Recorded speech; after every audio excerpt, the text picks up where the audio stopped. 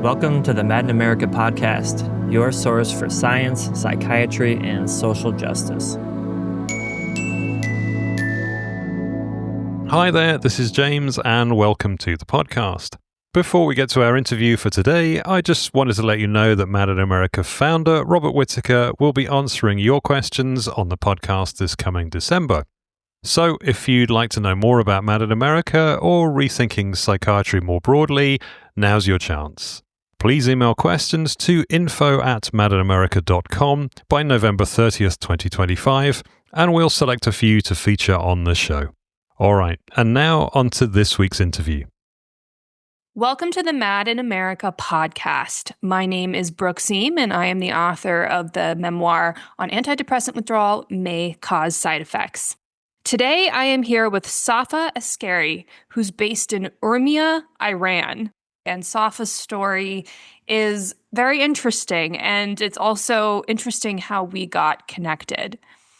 Safa initially reached out to me on Instagram, and I don't typically do a lot of communication over Instagram because it's just a difficult place to counsel people who are in psychiatric drug withdrawal.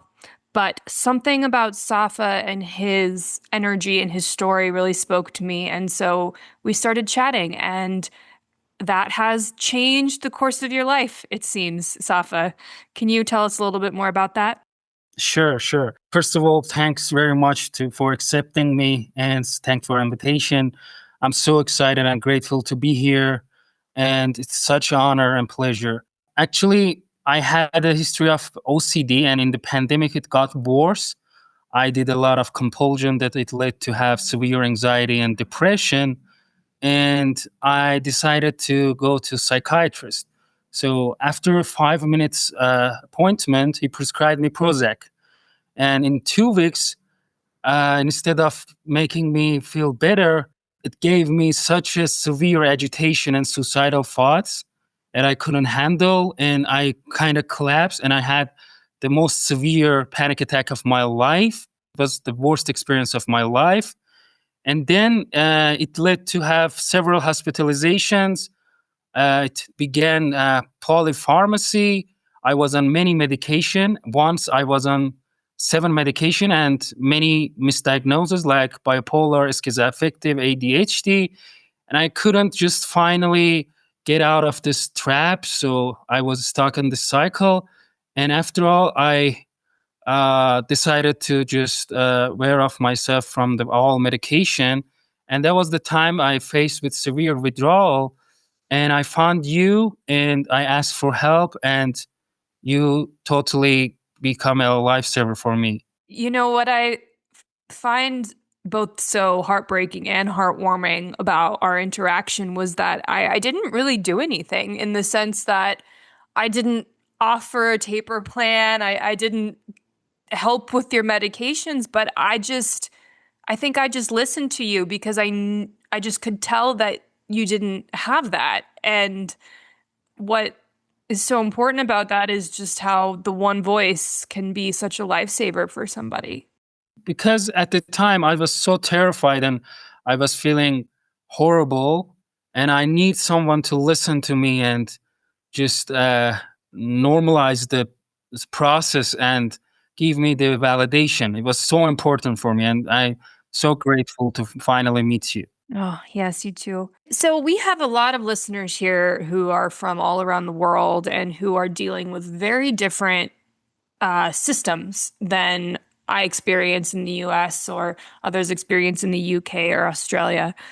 Can you talk to us a little bit about what the mental health or psychiatric world is like in Iran? Let's just start there.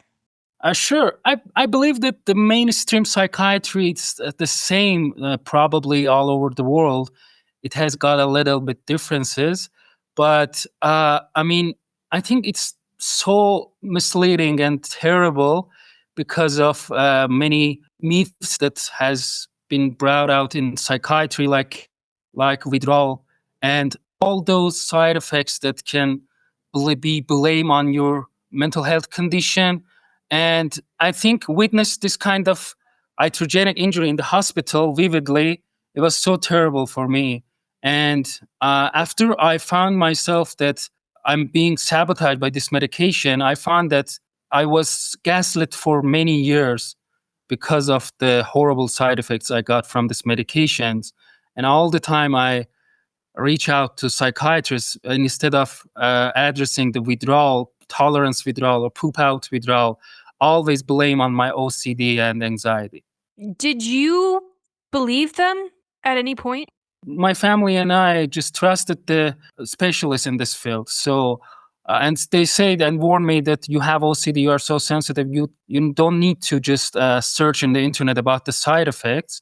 But in gut feeling, I had this feeling that it can't to do anything with my mental health condition because I hadn't had this side effects and this weird symptoms. How did you begin this process? And by that I mean, how did you follow your own instinct? There was something in you that was not allowing you to just believe all this and step away. So what process, what did that look like for you? It was a long journey, and I experienced many, many things. And at first, I had many different types of diagnoses like bipolar, schizoaffective, ADHD, health anxiety, and this kind of things. And I was given up and I couldn't do anything because I was not functional. And there was a little information out there to just search and educate yourself. But my waking point, I think it was the time that 3 times I was pulled off the medication in hospital, and I felt very, very horrible. And I couldn't just stand my symptoms. I was one of the severe cases. But after my last medication, I just searched in the internet and I found antidepressantsurvival.org. I found you, and you guided me. And I found that there is something like withdrawal that I was gaslighted for many years, that it's relapse. And I totally find my way. But for the tapering part, I was so, I haven't had the education and I did it on my own that it was terrible for me. And I faced a protracted withdrawal for 18 months, It was totally horrible. How did your family react during this time? It was totally hard to explain all these details and convince them that it's not my mental health problem. It was all the meds. Even I couldn't believe this. And it was so hard to get a good relationship with my family. I lost my trust. They lost trust on me, and it was so lonely process. And we all the time we had our argument, but unfortunately they were on the side of psychiatrists and they trusted them. But after watching many documentary and many explanation, they come to this conclusion that maybe it can be the meds, and the meds are the problem. Wow, that's pretty extraordinary that they were willing to watch documentaries and read and learn.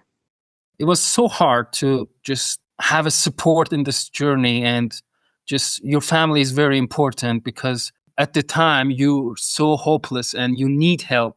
But for me, I mean, the community members are so have we had a very great relationship with them, and I found it very helpful. By community, you mean the other people around the world who are going through this? Yeah, especially you and Angie. You are my main hope, and because of your support, I made it. So yeah, that's why it was so important for me. I think it was about 6 months after you first reached out to me. I hadn't heard from you for a while, and then I just got a message, and I remember you said, "Brooke, you're not going to believe it. I'm back." And I just started crying. I was sitting on my couch and I just started crying because there's a tenacity that you had and have. I think a lot of time in this space, there are people who are suffering so greatly and they have all the support. They may even have a doctor's support, and still the suffering is so much that I don't know how to describe it. It's like we're people in a support position are just kind of pulling them through, one moment at a time. And so I found it really remarkable to know that you had basically said, your friends and your family, everything had been stripped away, and even your job, and you were supposed to come study here in the United States, and it's like your whole existence had just been evaporated. And yet you still had the strength to keep going. And where did that strength come from? And why do you think you chose to keep going? Yeah, that's a really great question. You have to consider a lot of different aspects of the story. And for me, I mean, it was a miracle. It was impossible even just tolerate 1 minute of this hell. It really totally belongs to another planet. It was like a science fiction movie. You lost your connection with the world. You're feeling severe anhedonia, racing thought, and a lot of different symptoms. But on the other hand, after I got my first window, I was like I reborn. I had this feeling that my brain is rewired, and for the first time, I feel the joy after many months of suffering and torture. So it was so blessing, and it gives me such a motivation and such a strength to just continue and get back to my life and become functional. It was one of the most challenging experience, but on the other hand, I really find myself better, and I reached to some appreciation that I haven't had in my entire life. What did that first window look like for you? It was so beautiful. It was so beautiful. It was like I wake up in the middle of heaven, and I feel everything, and my OCD thoughts gone, my anhedonia gone, my akathisia gone.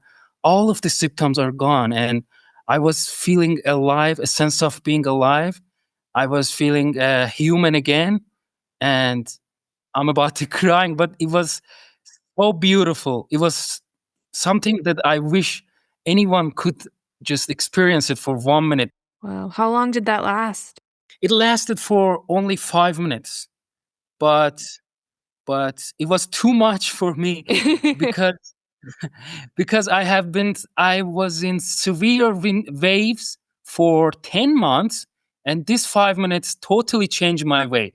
I get back to my life. I participated in some classes. I got a little bit back to my educational process, and that 5 minutes was enough to push me forward.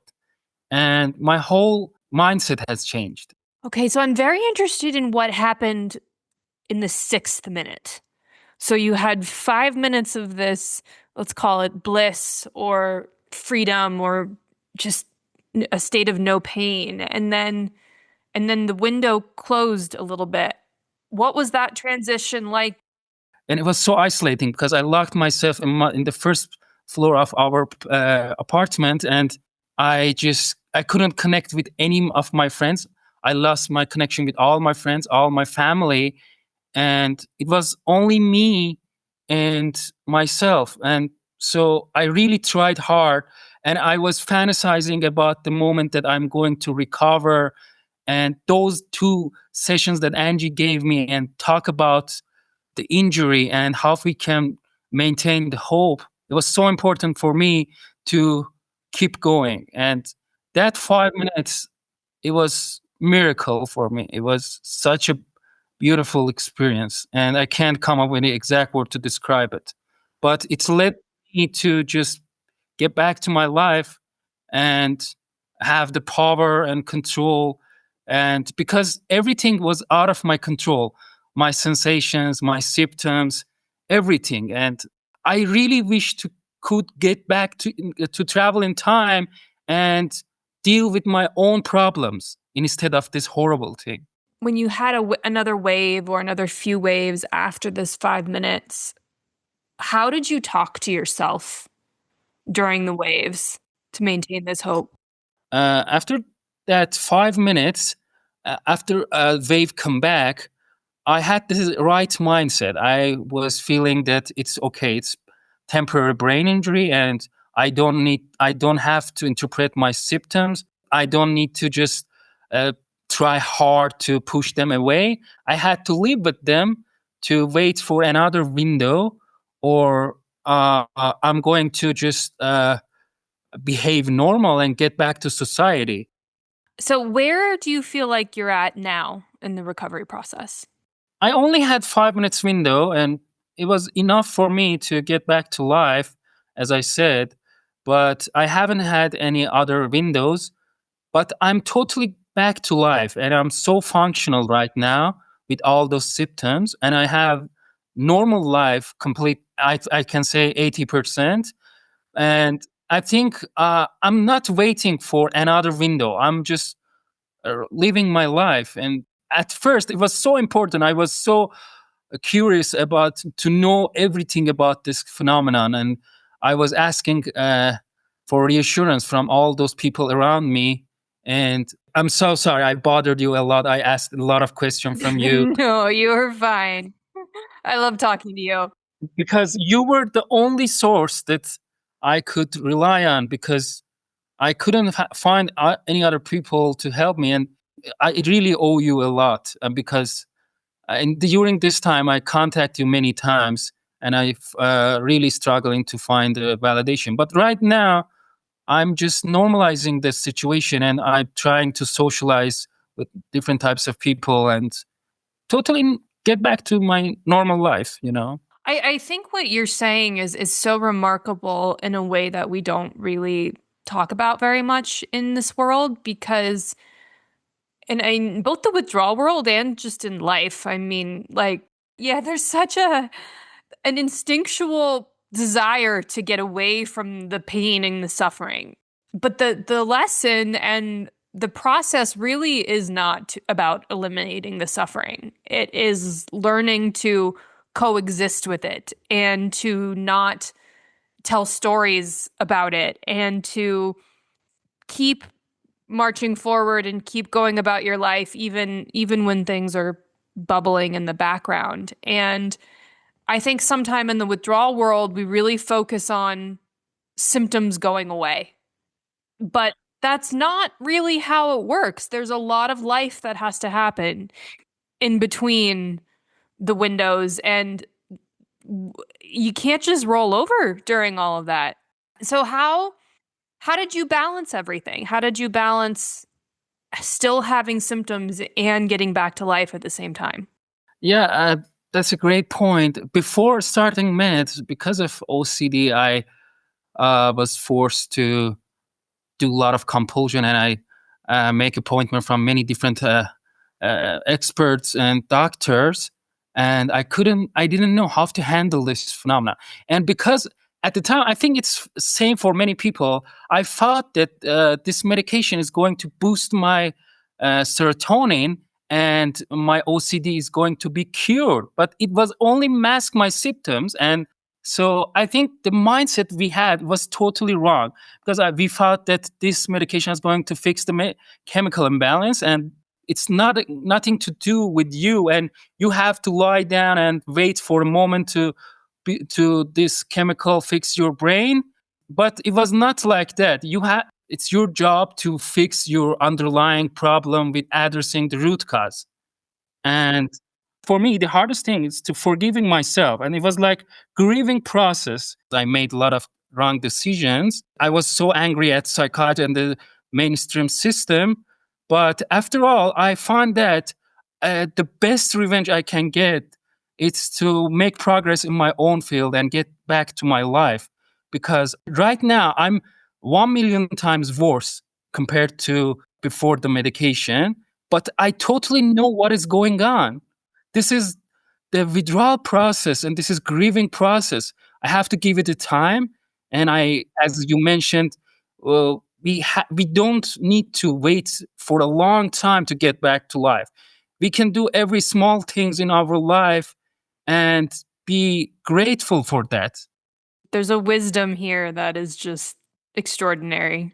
And it's difficult to know too, just because these situations change us, right? They make us more sensitive. I think that if there's any one commonality between every single person I've ever met who has been through withdrawal, it's that they come out on the other side of it more sensitive. And that manifests in many different ways. And learning to manage that sensitivity is difficult because it's not very convenient for the rest of society. It was so hard to get adapt to this situation because it's a long process and so difficult. And at the first, nothing is going to work because of this severity of your symptoms, and a lot of the techniques, a lot of the things you're experimenting, it's not going to work at first because of many symptoms that you have, and you try many things to just get a relief from this hell. And if you just get the point that it's temporary process, although it's really hard, you become unfunctional at first, and sometimes you're just trying to survive minute by minute. You're fighting every minute to be survive. It's so hard because your emotional regulation is totally adjusted, and you can't think logically. There's a lot of things going on. But I think when you get the other side, it was such a beautiful experience. I think you know how it feels like to be human again. You know that you have many capability inside you. You just overcome one of the hardest thing in life, and that's amazing for me. What role does faith play in your life? I hear so much faith in the process, in your experience. And I wonder, is that something you've always had or something you've gained through this experience? This process has changed my belief. I was thinking about a lot of philosophy things about my existence. I was so sensitive, think about everything very, very deeply, questioning everything. And it was so challenging because this injury has totally changed our perspective and perception about our world and everything around us. But deep down, I found myself that there is a reason, I think, for my suffering and pain. I have to learn from this. There is a reason because of my existence, and I really wanted to just achieve my goals, but it was really hard at first. What have you learned about yourself so far that you didn't know before this process?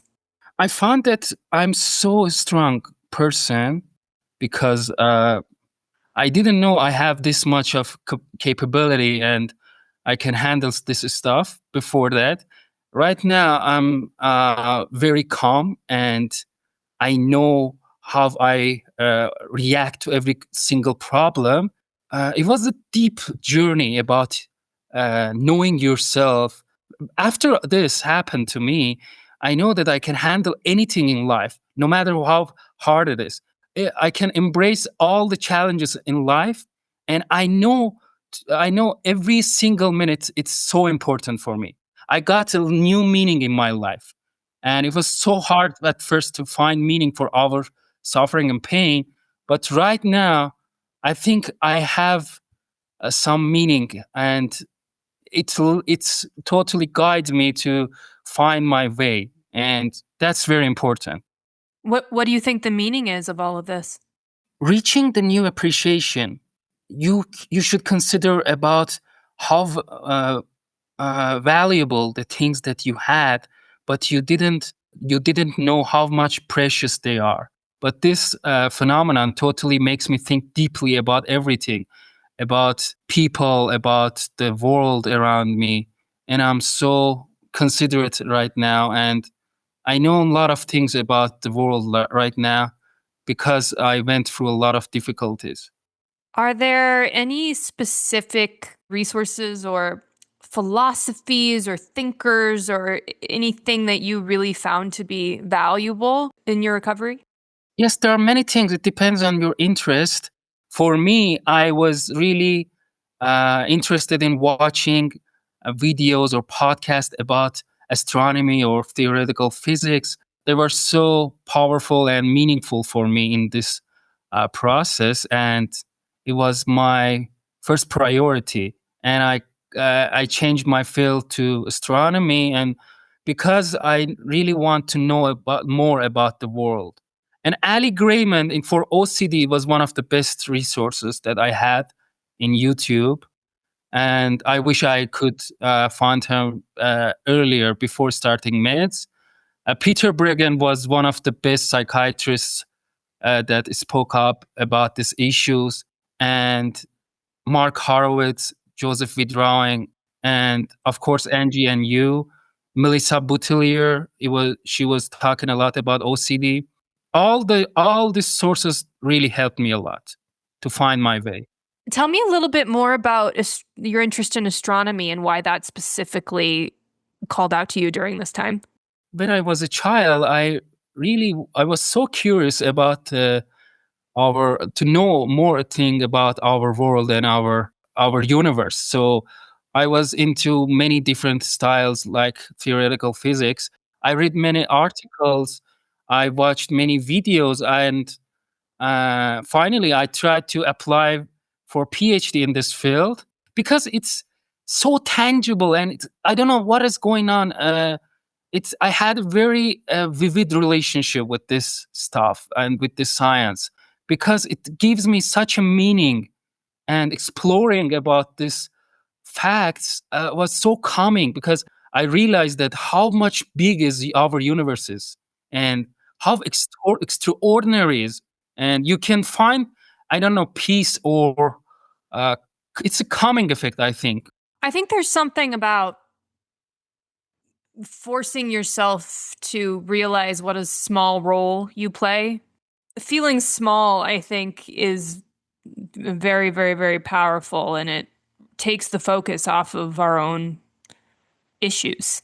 Yeah, exactly. When I look up at this space and I read about black holes or about the time traveling and this kind of stuff, it totally simplified my situation because I really need some strong sources in science to just regulate and adjust my suffering. And I really wanted to know that there are a lot of important things and more valuable than my situation. And my protracted diet is nothing to not it can't compare with those stuff. So that was so amazing for me. Yeah. I would do, and I still do something similar occasionally where it's like I will sit in meditation and I will think about zooming out, and I will see myself sitting on my chair, and then I'll zoom out a little further and see myself sitting on my chair in my house, and then I'll see the house, and then I'll see the city I live in, and then the area, and then I'll see the whole world, and then the planets. And you get to a point where if you can still feel a little bit connected to that little teeny tiny dot that's sitting somewhere in the galaxy, it's like, okay, this doesn't matter in a lot of ways. Like, yeah, it matters, but it doesn't. When you are at your lowest moment, but at some point there is a silence, energy or atmosphere that you feel in the middle of this experience. Once you find yourself and think about your consciousness and how you perceive things, and because I could handle some meditations, and at my very lowest, and it was so extraordinary beautiful experience doing meditation at my worst. It was such a pleasure, and because I really wanted to find meaning, and I did everything to just find it, and finally I did. And I think I had this huge responsibility to help another people and to try to just share my story in this way. I think there's such a tremendous opportunity for you to be of service to people in your part of the world who, don't speak English. I know there's suffering out there. I've gotten multiple messages from different parts of the world who are looking for someone who can help them understand what they've been through. And, I think you really have the opportunity to be a source of light and example for other people in your part of the world. And we need you. We need that. Thanks a lot. I mean, when I think that about our relationship and how helpful talking to you, and you were such a great listener, and because of some, messages, I didn't give up, and that's the really powerful connection between human being, beside our race, our country, our geographical barriers. We all are human, and our communication is the most meaningful thing in the world. Because it was such a time that I couldn't speak with anybody in my family, in my friends, but I could speak with you very vividly, and I mean, what is going on, and it was so impressing for me. And I think we people, uh, we have to connect with each other no matter how far we are, and we have to just eliminate all those wrong interpretation, and just feeling the humanity. Humanity, I think it's the most important thing in the world. Yeah, you make me think of this idea that somebody has to go first. And I think that what's happening here is we are still very much at the beginning of this process where more and more people are going to start waking up and realizing that long-term medication is not the right choice for them. And there are a handful of us around the world, and we have all been tasked without our permission. None of us asked for this. Yeah, we've all been tasked to go first. And it's a very, very difficult position to be in when you're the only one in your circle and you have to maintain faith without any example of anybody coming before you. But now you have faith because I went before you, and you are still so early that you are going to have such an impact on so many people by speaking out about this. Yeah, exactly. Thank you very much. I really appreciate all the works you have done, and all the speeches that you gave, and you trying your best to just raising awareness on this issue. It's so great, and I mean, it's so helpful for other people that they're voiceless, and they can't just they can't find any sources, and all of a sudden in internet they can see your speeches, and after all they get a validation and they can find their way. It's so important and vital role, and thanks for giving me this opportunity to live another life and create my way. And I'm so appreciated. I so appreciate it. Thanks. Yeah, thank you so much. I just encourage you to keep speaking about this, and to especially keep speaking about it in your native language, because I know there are people who need to hear what you have to say, who can't understand what I have to say. So you're next. If you want to be next, you're next. Sorry, just one thing I really wanted to just share with you. Can I just review all the gaslighting effect, because it's so important? When first I got Prozac and I got severe agitation and suicidal thoughts, I was told that you have bipolar gene and it activated it. It's totally wrong. And I said that I don't have a history of bipolar. I don't have a mania symptom. That's totally a lie, because it's not scientifically right and valid.